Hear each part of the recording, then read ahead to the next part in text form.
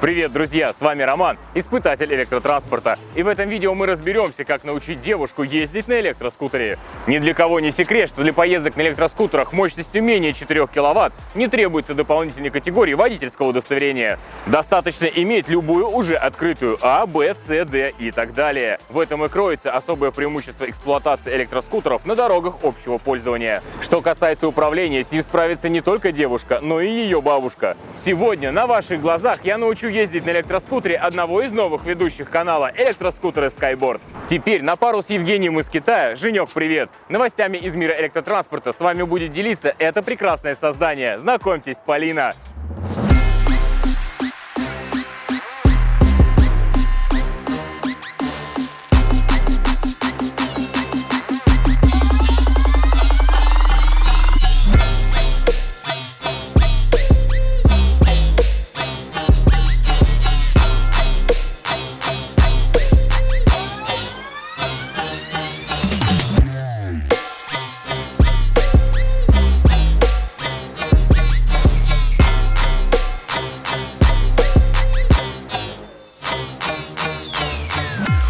Полин, подскажи, у тебя был опыт поездок на электроскутерах? Нет.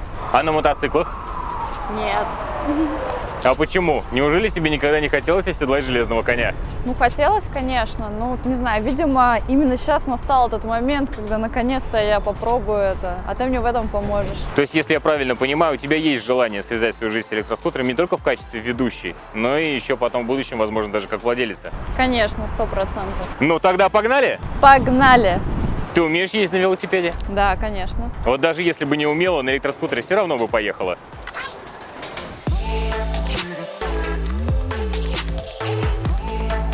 Первое, что необходимо знать еще перед началом обучения, это то, что электроскутер является полноценным транспортным средством со всеми вытекающими отсюда последствиями и обязанностями водителя. Наличие защитной экипировки в данном случае является плюсом к защите от травм исключительно самого владельца. А вот наличие застегнутого шлема на голове – это безопасность не только райдера, но и других участников движения. Если с водителем все понятно, то каким образом это относится к окружающим вас людям? Дело в том, что встречный поток ветра, пыль или камень из-под колес впереди идущего транспорта способны привести к падению водителя электроскутера под колеса попутного автомобиля. Так себе перспектива, согласитесь, и для других участников движения водитель без шлема представляет серьезную угрозу. Обратите внимание, что обучение я провожу на большой площадке, где нет движения автомобилей. Отнеситесь к этому тоже очень внимательно.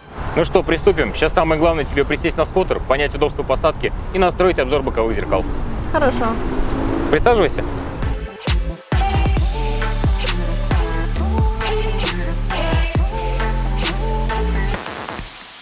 Тебе удобно? Да. Примерилось, все хорошо? Да, вроде да. По зеркалам обзор.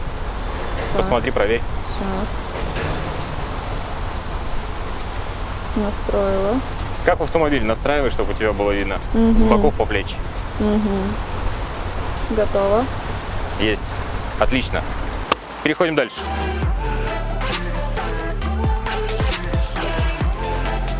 Важно, чтобы обучающий езде знал модель электроскутера как свои 5 пальцев, где что находится, какие нюансы возможны во время поездки и тому подобное. Все эти знания необходимо передать ученику. Полин, здесь все очень просто, реально даже проще, чем на велосипеде, так как нет необходимости крутить педали. Также здесь полностью отсутствует какое бы то ни было сцепление и переключение передач, как на бензиновых собратьях. Давай начнем. Давай. Самые главные рычаги расположены спереди, это гидравлические тормоза. Слева задний и справа передний. Запомни раз и навсегда, основной тормоз на двухколесном транспортном средстве – это именно передний. При помощи него ты разгружаешь заднюю часть электроскутера и после этого уже жмешь левый рычаг заднего тормоза, разгружая переднюю часть соответственно.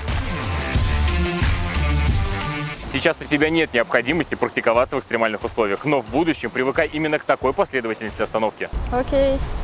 Слева блок управления светошумовыми приборами. Верхний тумблер переключает свет головной фары с ближнего на дальний. Далее переключатель поворотников. И последняя кнопка – звуковой сигнал. С правой стороны руля расположен замок включения электроскутера, кнопка переключения скоростных режимов с 1 по 3 и рукоятка акселератора. Она же является ручкой старта поездки, при повороте которой электроскутер набирает скорость. Чем сильнее крутишь, тем быстрее едешь.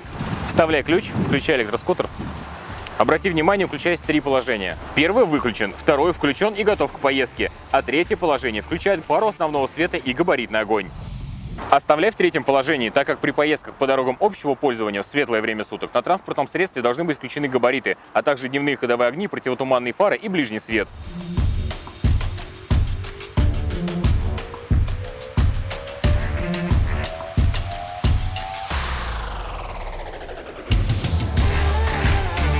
Давай теперь разберемся с индикацией на ЖК-панели. Слева направо отображаются спидометр, выбранный скоростной режим поездки, можешь побаловаться красной кнопкой, но по итогу оставь пока первый режим. Далее индикатор заряда батареи, вот это вот цветная колбаса, и сменяющие друг друга два показателя. Первый одометр и второй уровень заряда батареи в вольтах. Вольтаж — это самый точный показатель уровня разряда аккумулятора, как если бы, допустим, у тебя в автомобиле вместо стрелки был показатель расхода топлива в бензобаке вплоть до миллилитров. В твоем распоряжении электроскутер Skyboard BR50 Pro Max с 45-амперным аккумулятором на 60 вольт. Максимальный уровень вольтажа здесь в районе 68 вольт при полном заряде. Минимальный заряд, когда батарея практически сядет, будет в районе отметки 48-49 вольт. В будущем ты легко научишься использовать данный показатель при поездках на электротранспорте в целом. Готово? Да. Крути ручку акселератора и в добрый путь. Ну, он не едет, что такое? Сломала? Я не могу. Ну будешь делать, у тебя как раз там есть комплект ключей. В смысле? Каких ключей? Я ничего не понимаю. Так я вот кручу, он должен ехать. Че, издеваетесь? Что за бред?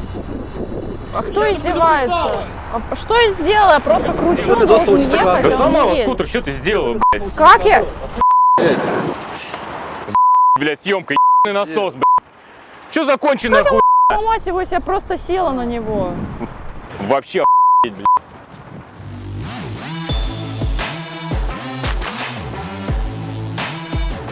У тебя в подножку встроена так называемая защита от дурака. Как только ты ее уберешь, электроскутер поймет, что ты готова к началу движения.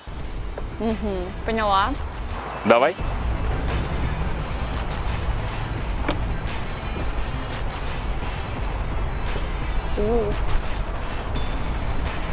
Ого, поехала. Первый раз в жизни еду на электроскутере. О боже. Я не знаю, с одной стороны страшно, с другой стороны прикольно. Блин. Главное всегда держать руки на тормозе. Это самое главное. У-ху! Я поехала. Короче, я поняла такой момент, что тут нужно привыкнуть и кайфанешь. Yeah. У-ху! Разгоняемся. Yeah. Так, блин. Не наебаться бы, а? Так, поехали дальше. Yeah. Погнали! У-ху! Да! Научилась чуть-чуть. Давай приступим к управлению. Тебе необходимо понять некоторые основы, которые нужно заложить сразу в процессе обучения. Окей. Что, поехали? Первое. Маневрирование. Попробуй заложить электроскутер немного на бок, при этом сама старайся оставаться на месте. Тебе нужно как бы слегка опереться на ноги и наклонить электроскутер на правую или левую сторону. При этом руль держать ровно перед собой без поворотов. Ага. Ну да, я поняла, да, осталось только на скорости поездить. Абсолютно верно. Дело в том, что на скорости резкие повороты руля двухколесного транспортного средства могут привести к довольно печальным последствиям от воблинга до падения. Так что попробуй на практике прямо сейчас маневрирование из стороны в сторону. Это похоже что-то или нет? Это вообще...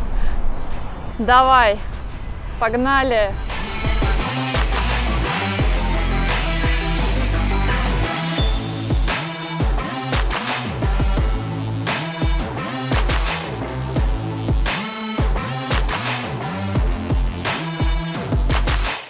Я все поняла, что дальше. Молодчина, теперь давай отработаем поворот. Для вхождения в поворот самое главное – учитывать траекторию поездки. Всегда скользи взглядом в ту точку, где хочешь оказаться. Засмотришься на асфальт или канализационный люк, на нем и распластаешься. Также при повороте или развороте не вздумай бросать или выкручивать ручку акселератора. Если попытаешься газовать в начале или в середине такого маневра, заднее колесо может уйти в занос. Если бросишь акселератор, завалишься на бок, электроскутер накроет тебя сверху. Перед самым началом поворота определи траекторию своего движения. Выбери оптимальную скорость и, как при маневрировании, закладывай электроскутер в нужную сторону. Твоя скорость не должна меняться ни в большую, ни в меньшую сторону. Ускорение можно начинать только после выхода из поворота, когда электроскутер примет вертикальное положение. Хорошо, я поняла.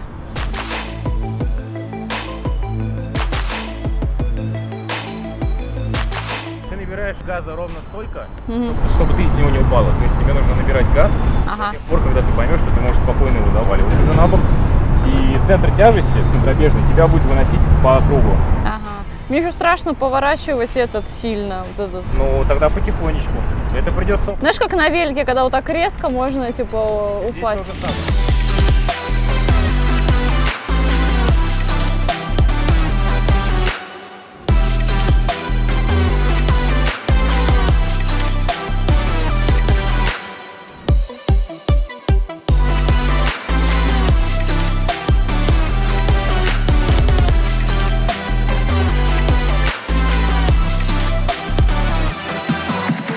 Что еще?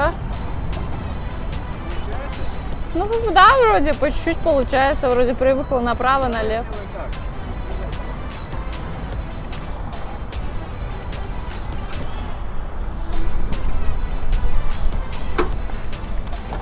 Прямо вокруг скутера отработай поворот. Прям просто крутись, разворачивай.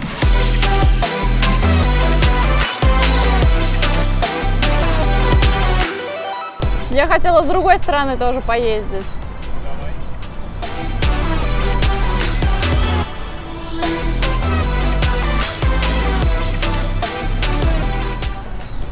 Ой, что-то не получилось. С левой стороной более проблематично. Потому что у тебя правая толчковая. Да.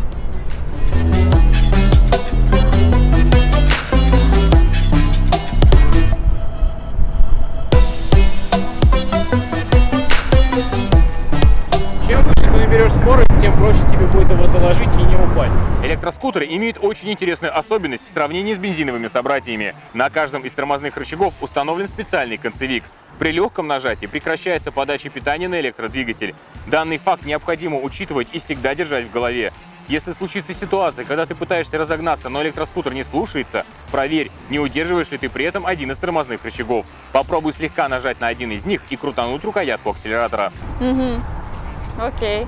Практическая польза в такой ситуации в том, что как бы ты ни старалась, у тебя не получится стереть колодки в ноль за несколько секунд при одновременном наборе скорости и зажатии тормозов. С другой стороны, это защита электродвигателя от чрезмерных нагрузок.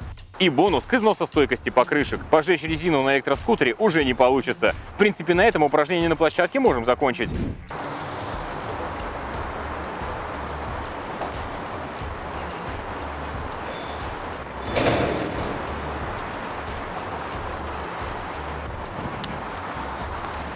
Я поняла, как использовать тормоза. Сначала передний, потом задний. Все просто. Умница! Теперь можешь покататься в свое удовольствие. А я пока расскажу, что еще необходимо знать для безопасных поездок по дорогам общего пользования.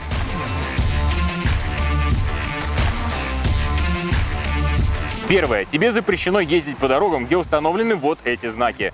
Запрещено категорически, так как это может привести к инвалидности и даже смерти как с твоей стороны, так и со стороны окружающих. Второе. Тебе запрещен выезд за пределы крайней правой полосы для поворота налево. То есть поворот или разворот для тебя доступны только при условии, если на дороге всего одна полоса в попутном направлении. Третье. У тебя несомненное преимущество по отношению к автомобилям. Ты в любой момент можешь слезть с электроскутера и катить его рядом, превратившись в пешехода. То есть пересекать многополосные дороги по пешеходному переходу для тебя в порядке вещей. Четвертое. Тебя практически не видно. Чем меньше транспортное средство, тем меньше его заметно на дороге. Никогда не выпускай из головы мысль о том, что каждый встречный, поперечный и попутный автомобиль тебя ненавидит и пытается убить. Пятое. Существуют такие понятия, как езда правее правого и левее левого. Второе к тебе в принципе не относится, так как поездки по левой полосе на электроскутере с мощностью менее 4 киловатт в принципе запрещены. А вот правее правого это порой действительно опасно. Несмотря на ПДД России, где написано, что водитель мопеда должен двигаться по крайней правой части дороги, это порой приводит к серьезным последствиям. Представь, что ты едешь в потоке между двух автомобилей, которые расположены спереди и сзади. Попутный транспорт, опережающий задний автомобиль, тебя не видит и может попробовать вклиниться между двух авто, выдавив тебя при этом с дороги на обочину или в ближайший фонарный столб. Конечно, он будет неправ, но тебе от этого уже легче не станет. Идеальным вариантом, когда тебя видно, считается поездка в уровень с левым габаритом впереди идущего автомобиля. Во-первых, в такой ситуации ты контролируешь обстановку спереди. Во-вторых, тебя видно сзади. В-третьих, почему не посередине? Потому что если автомобиль пропустит между колес какой-нибудь мусор, а он должен поступать именно так и пропускать всякий хлам между колес, для тебя это уже не будет неприятным сюрпризом, так как ты едешь по левой колее и мусор останется справа. Да, такая езда является нарушением ПДД, но она более безопасна и, к сожалению, не все правила на наших дорогах логичны. Шестое. Поездки во время восхода или заката солнца – это самое опасное время езды. Когда ты едешь на солнце, ты практически ничего не видишь. Когда едешь к солнцу спиной, никто не видит тебя, даже если твой скутер в 3 слоя обернуть елочной гирляндой. Здесь нужно быть очень внимательной. Спасибо за просмотр. Если понравилось, поставь лайк и нажми на колокольчик, чтобы не пропускать новости из мира электротранспорта. С вами был Роман, испытатель электротранспорта. И новая ведущая канала Skyboard, Полина. Вы классные. А вы в курсе, что вы сможете получить офигенный кэшбэк, если вы снимете видеоотзыв на ваш новый электроскутер Skyboard? Подробности вы узнаете в документации при получении товара. А во втором видео хотели обзорить, чтобы я уже хорошо умела кататься, да, на нем покаталась, прикольно, да? Хотелось, чтобы ты уже в первом обзоре, вот прям при Вот сейчас уже круто каталась. Уже начала круто ездить. Ну блин, да, я бы тоже хотела этого.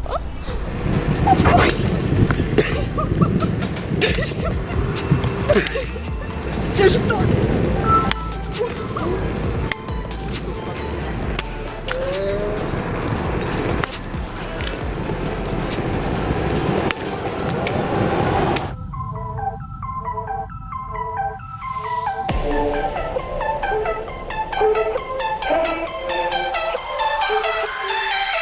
Я понимаю в теории, как это делать, но не совсем понимаю на практике.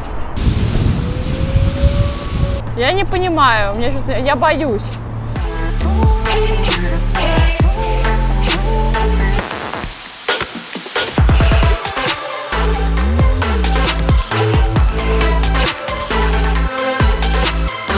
Я должна просто повторять все, что ты делаешь, да? В общем-то, да, посмотри пока со стороны.